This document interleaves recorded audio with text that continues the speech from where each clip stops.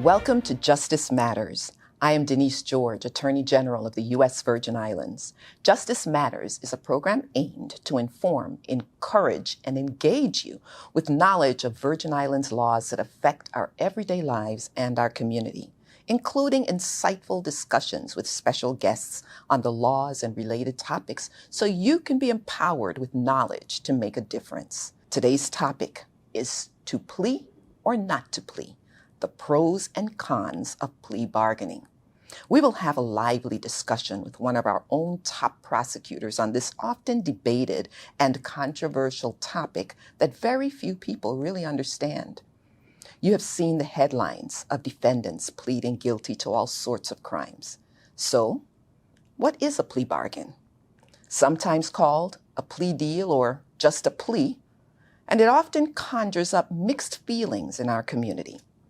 A plea bargaining is a negotiated agreement in a criminal case, usually offered by the prosecutor or assistant attorney general in this case, in which the criminal defendant gives away the right to a trial by accepting guilt to any charge or charges in exchange for some benefit from the government prosecutor, such as a dismissal of some charges or jail time that is less than the maximum punishment.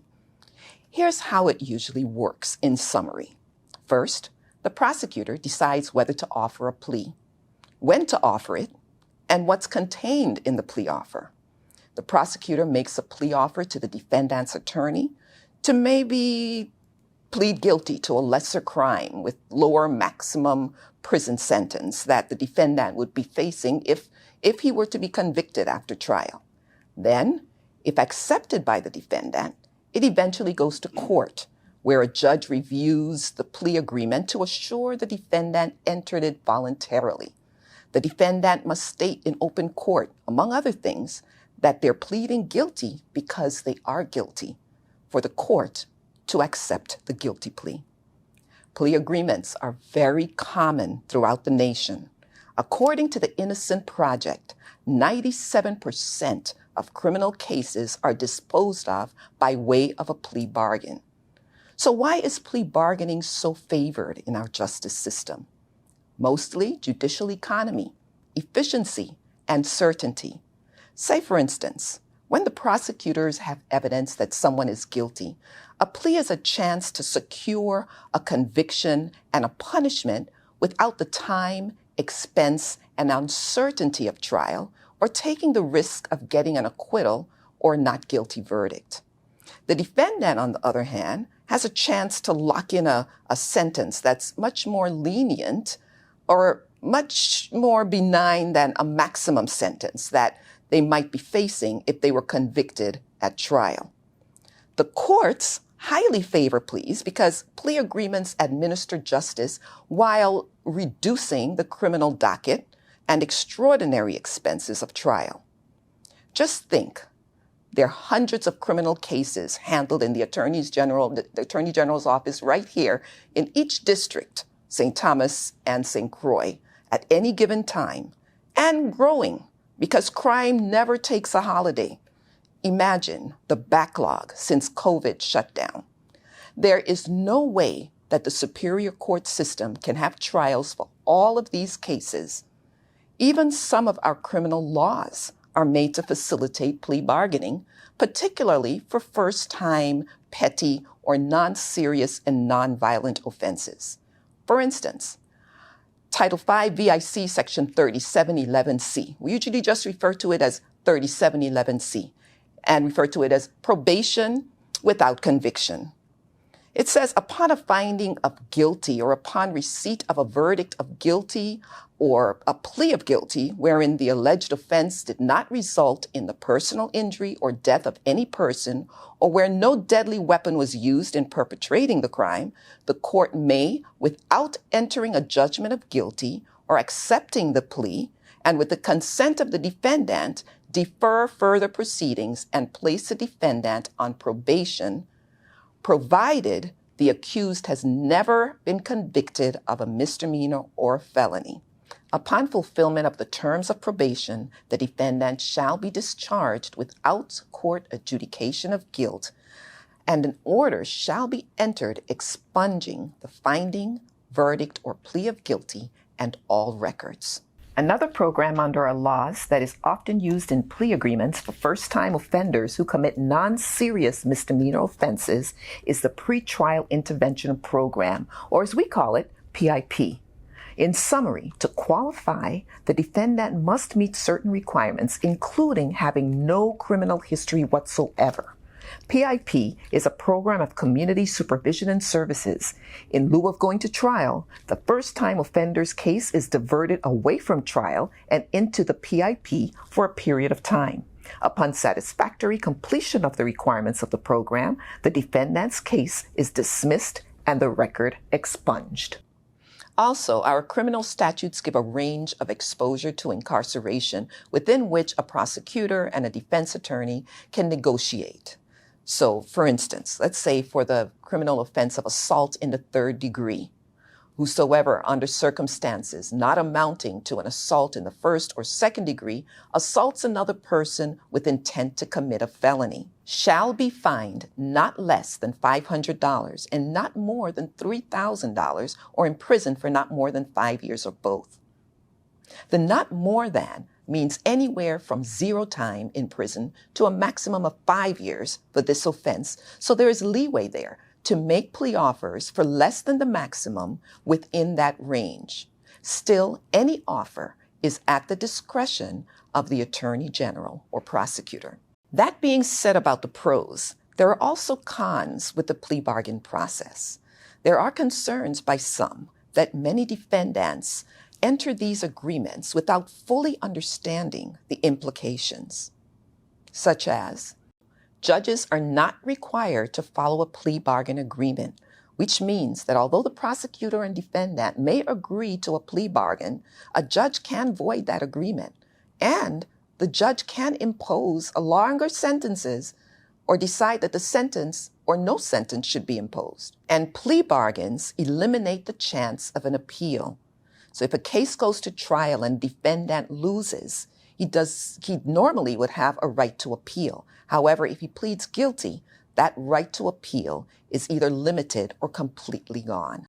Also, some people believe that the plea bargaining process may be coercive for an innocent defendant who pleads guilty to a less serious charge just to avoid the risk of a conviction on a more serious offense.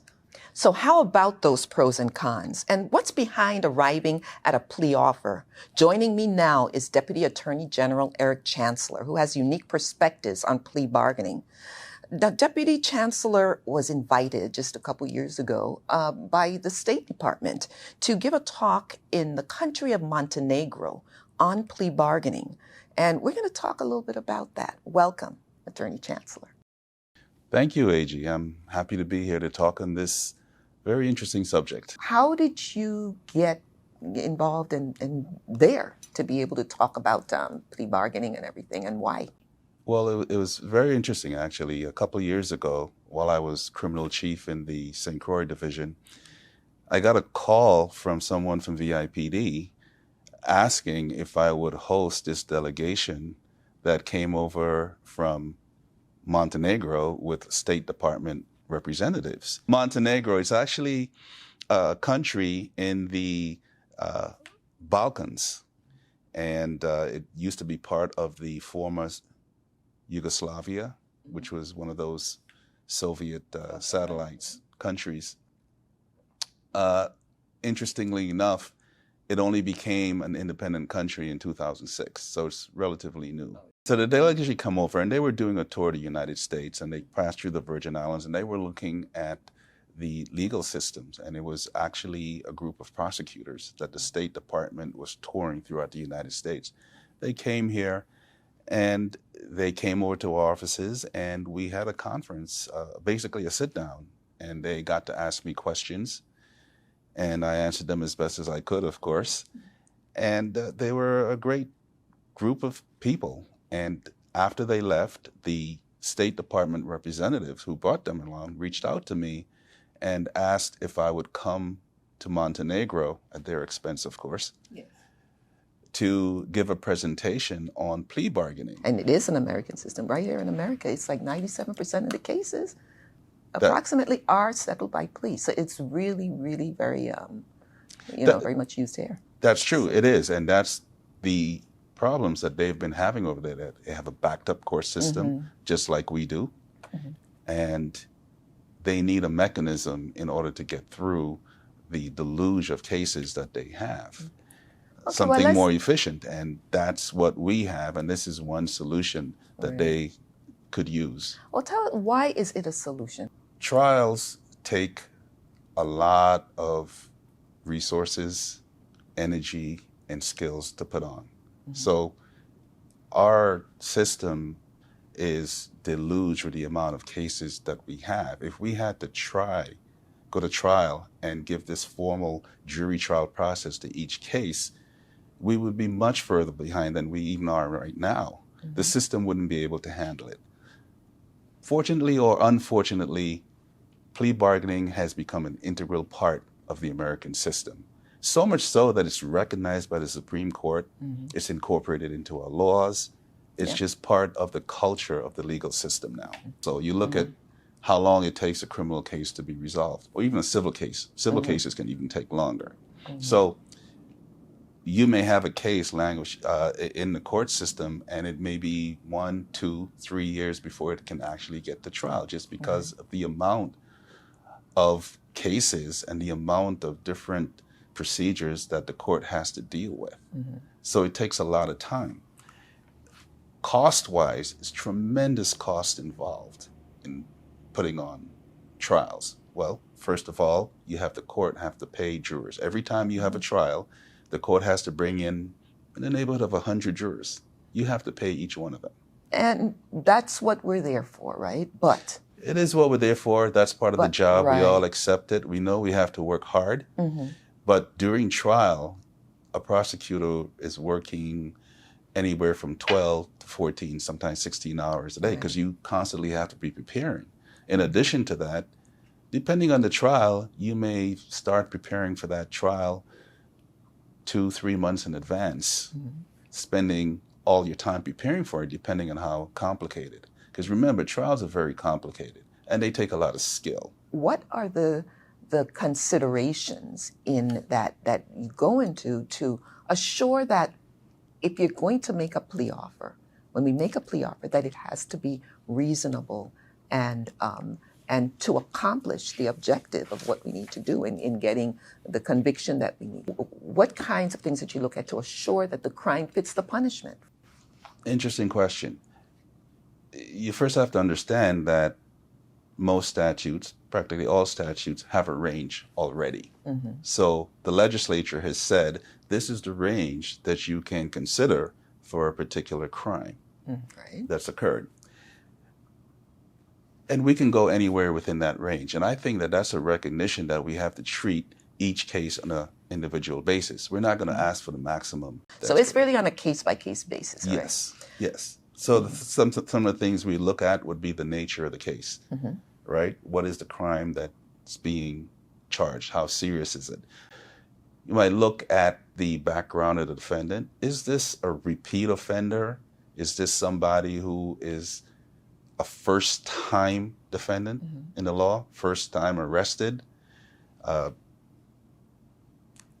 How the victim, that's very important to us also. We look at the victim. How does the victim feel about it? How can the victim be made whole? The victim isn't always made whole by a defendant going to jail for a long period of time. And I see that especially in a lot of cases where you have family members. It might be a domestic violence situation where that family member doesn't want that individual to go to jail so much as they want that individual to get help. And in plea bargains, we're able to do that. We're able to make sure that that family member, that defendant, gets substance abuse counseling. They might get anger management counseling. They'll have to do community service. Well, it depends also on the circumstances and the nature of the offense, because domestic violence, of course, runs the gamut. So there are some times that the offenses are so serious that it would warrant jail time. Absolutely. Irrespective of how maybe the victim even might think about it. So that's not the only aspect. Whether it's a guilty plea or a conviction by a jury or a judge, it's still a conviction. Either way, irrespective. So the goal in getting a conviction, if there's a way to get a conviction, a reasonable conviction, outside of having to go through trial, that's the part, right, that comes in with the efficiency and judicial economy and the pros of that. Right? Yes, exactly that. The plea bargain assures us that someone, the defendant, will be punished for that crime. Mm-hmm. So what about the cons? Well, I mentioned a couple concerns that, well, some have, that sometimes an innocent defendant could plead guilty to a lesser charge just because it's better to face, let's say, the 2 years or 3 years of the lesser charge than it is to face the 30 years of the larger charge. So then the fear is that some are, who might be innocent are kind of not coerced, but actually convinced to plead guilty anyway. Yeah. What are your thoughts on that? And what can we do, or what do we do in order to alleviate that kind of thing happening? I think that's a legitimate criticism, that's possible, that can happen. I will say that the majority of people, the vast majority of people who plead guilty are in fact guilty. Mm-hmm. You may have some in there who may believe that pleading guilty is more beneficial than going through a trial. Mm-hmm. It's very important that people be represented in our system, that you have competent counsel, that you know what you're entering into. And in fact, when you go before a judge with a plea agreement, there's a whole colloquy that the judge goes through where they ask you, have you been coerced? Are you satisfied with your lawyer, what your lawyer has advised you? Have you told your lawyer everything you need to tell your lawyer about your charges? So those are things that is built into the system that helps alleviate those concerns of innocent people being roped into some sort of plea deal. And I've never really seen something like that happening, but that's not to say that that could happen, because I could see how a scenario could be like that. Yeah, especially now, there are also safeguards with counsel. It's very important, the defense counsel. That is essential, yeah. And there's a whole body of law that's grown now around plea bargaining and the duties of a defense counsel towards their client. Now, even though a person doesn't have a right to have a plea agreement, I wouldn't be surprised that within the next few years, it does become a right, because it seems to be moving in that direction. So even now, let's say a prosecutor offers a plea agreement to a defendant and his counsel does not convey that offer. The defendant then goes to trial and gets convicted. That defendant now has a claim for ineffective assistance of counsel and can get his conviction overturned and a new trial because of that. And that's what the Supreme Court of the United States has said. Even now, once a case is started, the court puts it in writing in the scheduling order that by this date, there's a plea offer. Exactly. And they will, and the court will ask you, the prosecutors, when you get to court on a status conference, have you offered a plea? Right. Now, they can't make the prosecutor offer a plea, but it's definitely encouraged. If you have a criminal offense and it's so egregious, and it requires punishment, because remember, punishment is a part of, in our system, that sends a message to the community. As far as what happens, it's a part of enforcement. So how much does that factor in? The more serious the crime, of course, the more likely we are to say, hey, we're going to take this to trial. We're not going to offer you a plea. Now, even if a trial is very serious, there's always a plea you can offer because the Yeah, defendant may be willing to plead to the That's charge, true. to the highest charge. Exactly.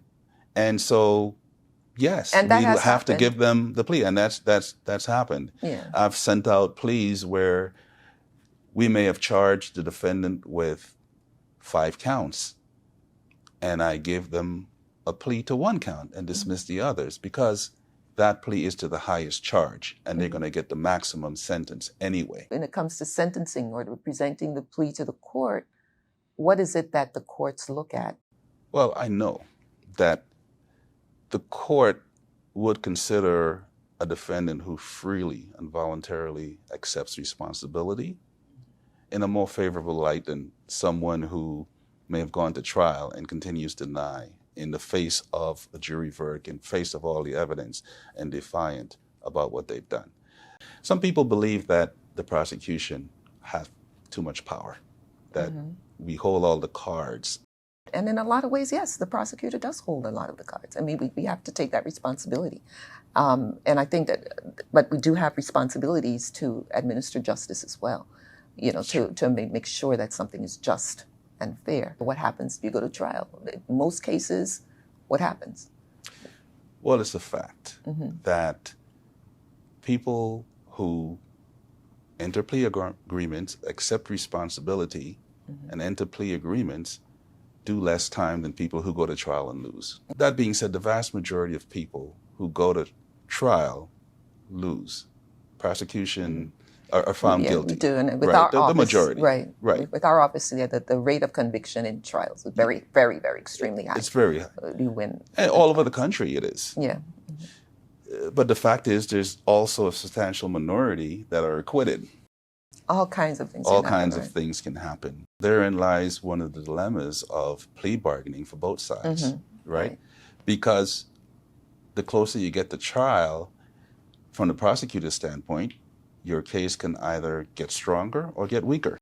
I've had it where the case didn't look very good in the beginning because a witness recanted, sent in a letter, but by the time trial came around, they were ready to go. And I talked to that witness again, was ready to go, and we went to trial and we got to conviction. And the defendant was banking on the witness not following through and not coming forward. But the witness came, and we were able to get a very good conviction on an important sexual assault case that we had. So sometimes it gets better. Yeah, and the thing is, it's like we're always ready to go to trial. As prosecutors, I always say that our goal is to get the highest conviction on the highest charge possible and get the maximum sentence possible. That's once we go to trial, that's it. That's what we're doing. So we're required to plea bargain to a certain extent before. But once the determination is made by the defendant that he's not going to take the plea bargain, and we go to trial, you get convicted, we're going to be asking for the maximum. We're not going to be asking for the same thing that we were offering you before. What about the victims? As I always say, the prosecution is the voice of the victims oftentimes in our system, the voice of the victims and the voice of the witnesses, particularly victims. What about the victims, and how important are the victims in this process? We have the Victims and Witnesses Act, Victims Bill of Rights Act, I think it's called. But it delineates rights for victims and witnesses in criminal cases. One of those rights is to have access to the prosecutor to discuss a case and about the considerations that the prosecutor is giving for plea bargaining. However, we take their concerns seriously and we take what they say into consideration. Thank you for that. And that's really a good place to close. Well, as you see, Plea bargaining is here to stay because our system of justice would collapse if we're not able to plea out some cases. But the important thing is that we make sure to safeguard these cases so that justice is done in each and every one of these cases. So thank you again so much for joining us on Justice Matters.